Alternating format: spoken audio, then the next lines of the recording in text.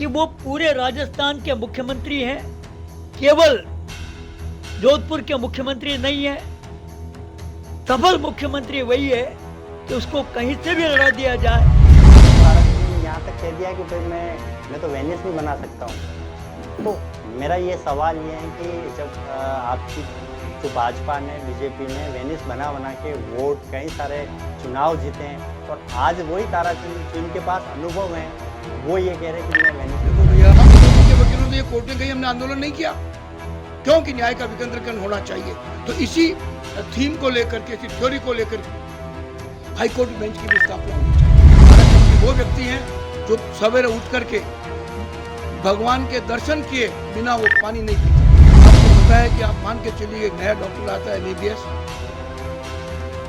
और वो दूसरे दिन अगर वो क्लिनिक में बैठता है ना तो 50 साल का जो अनुभवी कंपाउंडर है वो उससे ज्यादा समझता है।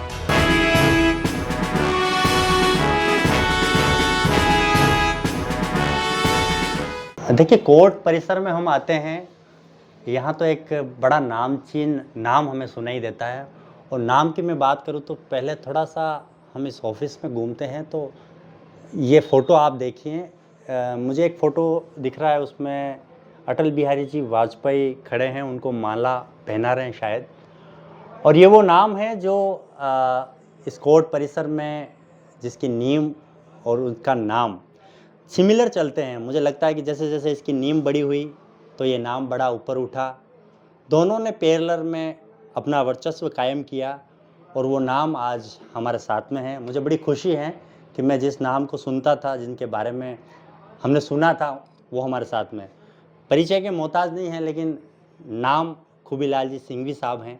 आज हम कोर्ट परिसर में आए तो इनकी बातों को भी जानना जो बेहद ज़रूरी है, इनके पुराने अनुभव को जानना जरूरी। बहुत बहुत धन्यवाद सर आपका। धन्यवाद सर। आपके अनुभव बताएं सर। जो हाई कोर्ट की मांग है उसको लेकर क्या कहाँ कमी रह गई, किस तरह से पूरी होगी, उसके बारे में बताएं। बहुत लंबे समय से हाई कोर्ट बेंच का आंदोलन उदयपुर में चल रहा है। यह जन जन की मांग है। गरीब आदिवासियों के लिए संघर्ष अधिवक्तागण कर रहे हैं। 39 वर्ष तक किसी आंदोलन को चलाना कोई साधारण बात नहीं है। इसके लिए बहुत बड़ा बलिदान वकीलों ने दिया है, बहुत समय का भोग दिया है। और लेकिन जहाँ तक मैं समझता हूँ कि यह आंदोलन इतने लंबे समय से चलने के कारण निश्चित रूप से मेवाड़ के चप्पे चप्पे तक पहुँचा है। लेकिन किसी भी काम को करवाने के लिए जन आंदोलन होना तो आवश्यक ही है, लेकिन जन जन का आंदोलन जब तक नहीं होता है, लक्षावधि लोग जब तक सड़कों पर आकर खड़े नहीं होते हैं, मैं समझता हूँ उसमें कहीं कमी रही है। दोनों ही पार्टियों की सरकारें आई। वर्तमान में राजस्थान के मुख्यमंत्री अशोक जी गहलोत हैं। उनका लगाव जो है, लगाव कहिए, स्वार्थ कहिए, राजनीति कहिए, या उनका आधार जो है जोधपुर है। और जोधपुर के अधिवक्ता जो है, जहाँ तक मैं समझता हूँ 50% अधिवक्ता मेवाड़ संभाग पर निर्भर हैं। हाईकोर्ट जोधपुर में रहती है, उदयपुर संभाग का वर्क रहता है, तो वहाँ के हज़ारों व्यक्तियों को काम, वकीलों को काम मिलता है। वह उनको निराश करके अपनी सीट को कमज़ोर नहीं करना चाहते। लेकिन मैं जहाँ तक समझता हूँ कि वो पूरे राजस्थान के मुख्यमंत्री हैं, केवल जोधपुर के मुख्यमंत्री नहीं है। सफल मुख्यमंत्री वही है कि उसको कहीं से भी लड़ा दिया जाए। जैसे मैं उदाहरण के लिए कहूँगा कि श्रीमती वसुंधरा राजे जो राजस्थान की मुख्यमंत्री रही, आज भी मेवाड़ के चप्पे चप्पे पर उसका नाम और काम लिखा हुआ है। और मैं ये समझता हूँ कि राजस्थान के किसी भी कोने से उसको टिकट दे दिया जाए तो वो हज़ारों वोटों से जीतने की क्षमता रखती है।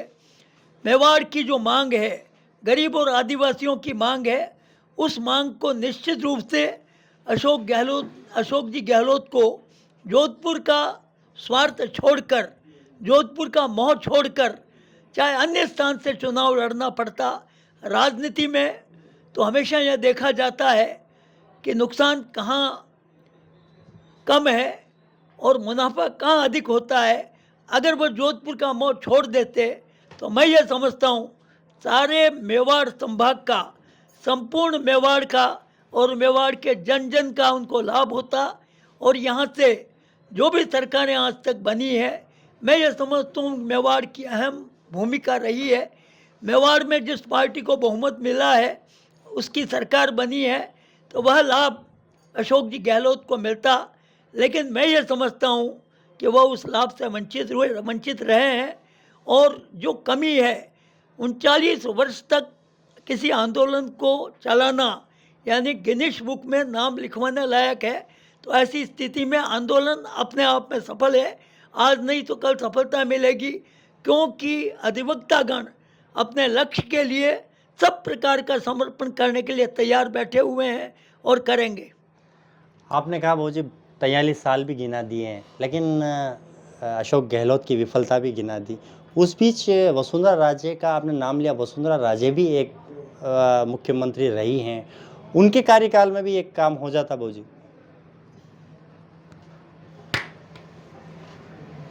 वसुंधरा राजे के कार्यकाल का जहाँ तक सवाल है, निश्चित रूप से वसुंधरा जी का मानस मेवाड़ में हाईकोर्ट बेंच को देने का था।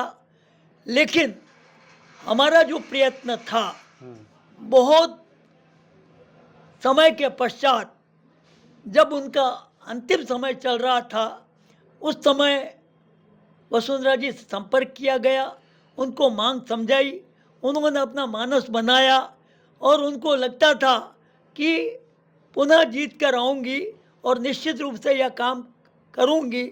लेकिन पुनः वसुंधरा का कार्यकाल नहीं आ सका, इसलिए वह काम नहीं हो सका। हाईकोर्ट मांग की जो बेंच की जो मांग है पूरी नहीं हो पाई, वो तो बाबूजी ने बता दिया। शहर की जो समस्या है उस पर मैं थोड़ा सा ध्यान चाहूँगा कि शहर का मुख्य मुद्दा क्या है और किस पार्टी को अभी ज़्यादा समर्थन मिल रहा है, या कौन सा एक तरफ कहा जा रहा है कि डिग्रीदारी हैं, बहुत सारी उसके पास डिग्रियां हैं, बहुत सारा अनुभव है।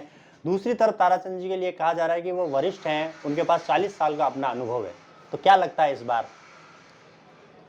ऐसा है, पहले तो मैं 2 मिनट के लिए आपको हाईकोर्ट के आंदोलन के लिए कहूँगा कि उदयपुर में सर्वप्रथम हाईकोर्ट बेंच की मांग हमने 1982 में यहाँ पर 6 और 7 नवंबर को एक अधिवेशन किया था। पूरे संभाग के अधिवक्ताओं को हमने इकट्ठा किया, तब भीलवाड़ा भी हमारे साथ था, और हमने ये प्रस्ताव पास किया कि हमको हाईकोर्ट बेंच चाहिए। लेकिन मैं ये मानता हूँ कि मैं किसी पार्टी, भारतीय जनता पार्टी या कांग्रेस पार्टी, किसी को एक को दोषी नहीं करूँगा। मैं ये कहूँगा यदि हाईकोर्ट बेंच हमारे यहाँ नहीं आई तो हमारे इस क्षेत्र के जो जन नेता हैं, चाहे वो कांग्रेस के हों चाहे वो भारतीय जनता पार्टी के हों, उनका अगर जोरदार सार्थक प्रयास होता तो निश्चित रूप से मिलता। मैं मानता हूँ कि उसमें दोनों दलों के जो यहाँ के नेता हैं उनकी इच्छा शक्ति की कमी थी, मुझे कहने में कोई हिच नहीं है। दूसरा, जहाँ तक सवाल है, 97 के अंदर मैं अध्यक्ष था, आज से 27 साल पहले मैं इस बार का अध्यक्ष था।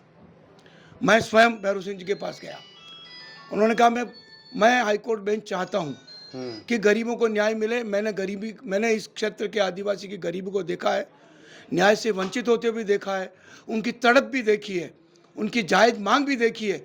लेकिन क्योंकि मेरी सरकार अल्पमत में है, और यदि मैं आज ये मांग को पूरी कर देता हूँ या अखबार में भी दे दूंगा, तो जोधपुर के जो हमारे MLAs हैं वो अगर हमारा साथ छोड़ देंगे तो मेरी सरकार चली जाएगी। तो मैंने कहा बिल्कुल सही बात है। और दुर्भाग्य से फिर 98 में अशोक जी गहलोत आए, उन्होंने बहुत स्पष्ट शब्दों में कहा कि जो जयपुर हाई बेंच गई है मैं उसके खिलाफ हूँ, एकीकृत होना चाहिए, मैं नहीं करूँगा। लेकिन मैं एक बात कहता हूँ, जब आपने हर संभाग पर संभागीय आयुक्त किए, कि हम प्रशासन को भी बांटना चाहते हैं। एक तरफ कहते हो न्याय घर घर जाना चाहिए, तो उदयपुर में हाईकोर्ट बेंच क्यों नहीं होनी चाहिए? एक ज़माना था जब उदयपुर के अंदर 5 जिलों का लेबर कोर्ट यहीं था, 5 जिलों का एसीडी कोर्ट यहीं था। आज हमारे यहाँ से न्याय चला गया, कोटला कोर्ट खुल गई, गोगुंदा कोर्ट खुल गई, हमारी एडीजे कोर्ट सनूबर चलेगी, हमारी एडीजे कोर्ट खेरवाड़ा चलेगी, हमारी एडीजे कोर्ट मावली चलेगी। हम उदयपुर के वकीलों ने ये कोर्टें गई, हमने आंदोलन नहीं किया, क्योंकि न्याय का विकेंद्रीकरण होना चाहिए। तो इसी थीम को लेकर के, इसी थ्योरी को लेकर हाईकोर्ट बेंच की भी स्थापना होनी चाहिए। अभी कुछ दिनों पहले हमारे केंद्रीय कानून मंत्री जी ने कहा साहब मैं बीकानेर में वर्चुअल करूंगा। हम लोगों ने आंदोलन किया, लेकिन क्या वर्चुअल हो जाएगी? और क्या हम लोग जो यहाँ पिछड़े वर्ग से हैं, क्या हमारा आदिवासी भाई वर्चुअल को समझ लेगा? क्या हम वर्चुअल पैरवी कर पाएंगे? नहीं। ये इस तरीके से झूठे बात करना गलत है। हाईकोर्ट की बेंच, पूरी बेंच यहाँ आएगी, ऑफिस लगेगा, जज साहब आएंगे, स्टाफ आएंगे, तभी हमारी मांग पूरी होगी। इसलिए आज भी हमारा आंदोलन चालू है। तो हाईकोर्ट बेंच बहुत आवश्यक है। और ये 7 नवंबर 1982 को, उस समय मैं मुझे दुर्भाग्य से कहना पड़ रहा है, मुझे कहते हुए मेरे मन में यह कि उस समय मैं इस हाईकोर्ट बेंच आंदोलन की एक्शन कमेटी का कार्यालय मंत्री था। मुझे दुर्भाग्य कि हम जिसके पास गए कागज़ नहीं है। मैंने सैकड़ों कागज बाई रजिस्ट्री से राजस्थान सरकार को, केंद्र सरकार को और कानून मंत्री को दिया है।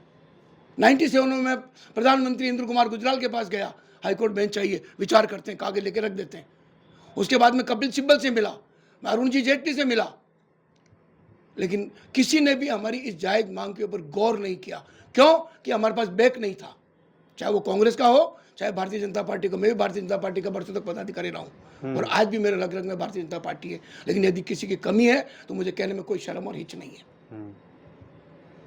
अब आपने कहा कि साहब शहर में जो वातावरण है, देखिए डिग्री से कुछ नहीं होता है, अनुभव चाहिए। और ताराचंद जी जो हैं, मैं उनके साथ पिछले 77 से अभी तक 45 साल से काम कर रहा हूँ। 1977 जब मोरारजी भाई की सरकार बनी थी और राजस्थान में भैरव सिंह जी की सरकार बनी थी 77 में, तब से मैं और ताराचंद जी साथ काम कर रहे हैं। 45 साल राजनीति में काम करने के बाद भी मैं कह सकता हूं कि उस जैसा ईमानदार और मेहनती व्यक्ति नहीं है। मैं ताराचंद जी के साथ 15 साल तक देहात जिले में कोषाध्यक्ष था। मैं देहात जिले के अंदर जो है उपाध्यक्ष रहा हूँ। मैं देहात जिले में कई वर्षों तक महामंत्री रहा हूँ। लेकिन आप ही की पार्टी के लोग कहते हैं कि वो ताराचंद जी जैन सनातन विरोधी हैं। बिल्कुल गलत कहा है उन्होंने, वीडियो बिल्कुल वो जो कहते हैं वो भ्रमित कर रहे हैं। उन्हें मालूम नहीं है ताराचंद जी की दिनचर्या। ताराचंद जी वो व्यक्ति हैं जो सवेरे उठ करके भगवान के दर्शन किए बिना वो पानी नहीं पीते हैं। वो जैनी है। प्रायोरिटी है देखो हर आदमी की, वो पहले जैन नहीं है तो जैन धर्म, जैन के मंदिर में जाएगा। लेकिन मैं उनके साथ कई जगह बाहर गया हूँ, यदि जैन मंदिर नहीं मिला तो जो सनातन का मंदिर है, जो 4 बजे जी का है, शिव जी का है, हनुमान जी का है, बिना दर्शन किए भगवान की मूर्ति के, मूर्ति तो नहीं कहना चाहिए, प्रतिमा, क्यों मूर्ति तो ये अम्बेडकर जी की भी खड़ी है, वहाँ श्यामा प्रसाद जी की भी खड़ी है, पर प्रतिमा में जब प्राण प्रतिष्ठा होती है उसको प्रतिमा बोलते हैं। भगवान की मूर्ति नहीं है, भगवान की प्रतिमा होती है। There is a difference between मूर्ति और प्रतिमा। मैं आपको बता रहा हूँ, वो प्रभु की प्रतिमा के दर्शन किए बिना ताराचंद जैन पानी नहीं पीता है। मेरा मित्र है और मुझे कहते हुए गर्व है कि ताराचंद जैन 45 साल से उदयपुर की राजनीति में काम कर रहा है।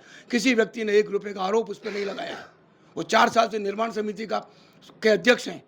वो 5 साल तक जिला उप प्रमुख रहे हुए हैं और हर बार राजनीतिक दृष्टि से उसने हर जो काम ताराचंद जी को पार्टी ने, मैं किसी व्यक्ति का नाम लेता हूँ, कौन था एमएलए, कौन था मिनिस्टर, कौन था क्या, पार्टी ने जो भी काम दिया ताराचंद जी बखूबी निभाया। अब दूसरी बात मैं आपको बताता हूँ, जहाँ तक रहा सवाल डिग्री का, आपको पता है कि आप मान के चलिए एक नया डॉक्टर आता है एमबीबीएस, और वो दूसरे दिन अगर वो क्लिनिक पे बैठता है ना, तो 50 साल का जो अनुभवी कंपाउंडर है वो उससे ज़्यादा समझता है। तो ये पढ़ाई से बड़ा 2 चीज़ें हैं भैया, एक तो है शिक्षा और एक है विद्या। शिक्षा तो पैसे देने से आती है, डिग्री कॉलेज में फीस दी और पढ़ाए, और लेकिन विद्या जो है अनुभव से आती है और गुरुओं के माध्यम से आती है। बिल्कुल, आपकी बात को मैं आगे बढ़ा रहा हूँ कि वो कह रहे हैं कि भाई हमारे पास में अनुभव भी हैं, डिग्री भी हैं। मैंने बड़े बड़े अर्थशास्त्रियों के साथ में काम किया। हमारे राइवल कैंडिडेट की उम्र क्या है? मैं आपसे पूछता हूँ, कितनी उम्र है? 32 साल, 35 साल, 40 साल, 45 साल। ताराचंद जी को राजनीति में काम करते हुए 55 साल हुए हैं। He is in politics from 1967। हमारे यहाँ भानु जी का चुनाव हुआ था, मोहनलाल जी सुखाड़ा सामने थे, राजस्थान का मुख्यमंत्री, केवल 1,500 से वो हारे थे। उस समय भी ताराचंद जी, कुबीलाल जी, मैं नाम गिनाऊंगा सैकड़ों। मैं भी 71 साल का हूँ, लेकिन मेरी याददाश्त ठीक है, क्योंकि मक्की खाता हूँ रोटी सुबह, इसलिए मेरी याददाश्त तेज है। बादाम नहीं खाता हूँ मैं नाम गिना दूंगा आपको। तब से वो आदमी राजनीति में काम कर रहा है, और उस आदमी का त्याग है, वो इमरजेंसी में 10 महीने जेल में जाके आया है। छोटा मोटा आदमी नहीं है ताराचंद। ठीक है, वो सहज रहते हैं, लो प्रोफाइल के हैं, सिंपल है, जो जैसा मिलेगा उनके साथ रहेंगे। वो महल में जाएंगे तो महल जैसा है, और झोंपड़ी में जाएंगे तो झोंपड़ी जैसा, वैसा व्यवहार करते हैं। सदाबहार है, एक जैसा व्यक्ति है। वो कह रहे हैं कि मैं वेनिस नहीं बना सकता हूँ। उदयपुर में तो वेनिस को बना के वेनिस पर काम कर करके कई सारे वोट तो ये जो वेनिस की बात कर रहा हूँ, इसमें इसकी तुलना आप ताराचंद जी से क्यों करते हैं? नहीं, लोगों का आरोप है, मैं वो लोगों का आरोप, तो उस समय ताराचंद जी के पास वेनिस बनाने का पावर नहीं था। ताराचंद जी पार्टी के कार्यकर्ता थे, ताराचंद जी के पास सत्ता और सरकार नहीं थी, केवल संगठन था।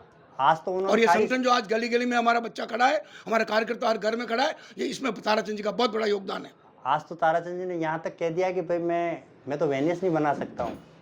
तो मेरा ये सवाल ये है कि जब आपकी जो भाजपा ने, बीजेपी ने वेनिस बना के वोट, कई सारे चुनाव जीते हैं, और आज वही ताराचंद जी जिनके पास अनुभव हैं, वो ये कह रहे हैं कि मैं वेनिस नहीं देखो बना भैया, वेनिस की भी आवश्यकता है, लेकिन ये लोकतंत्र है।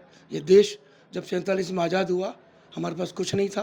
प्रोग्रेस होगी, धीरे धीरे होगी। और सबसे पहले, मैं उदयपुर का निवासी हूँ, यहाँ का पैदाइशी हूँ, यहीं मरूंगा। वेनिस भी चाहिए, लेकिन उसके पहले रोजगार चाहिए। रोजगार चाहिए। यदि आदमी भूखा रहेगा तो क्या वो वेनिस देखने जाएगा? पेट में रोटी नहीं चाहिए, रोटी होने के लिए ताराचंद जी ने कितने आदमियों को नौकरी दे रखी है। खुद की माइंसें हैं, खुद का पेट्रोल पंप है, खुद के काम है, खुद के होटल है। अकेले ताराचंद जी ने, मैं सोचता हूँ, उदयपुर के अंदर 200 आदमियों को रोजगार दे रखा है। और 200 आदमी अगर उस ताराचंद जी के पास रोजगार है ना, एक आदमी के पीछे 5 आदमी रोटी खाते हैं। 200 का इंटू 5, 1000 आदमी सुबह रोटी खा रहे हैं, 1000 आदमी शाम को खा रहे हैं। मौका मिलेगा, हर चीज़ की प्रायोरिटी है। फ्लाईओवर भी बनेगा, वेनिस भी बनेगा, रोजगार भी मिलेंगे, और निश्चित मान के चलिए कि ताराचंद जी का अनुभव काम आएगा। बहुत बहुत धन्यवाद।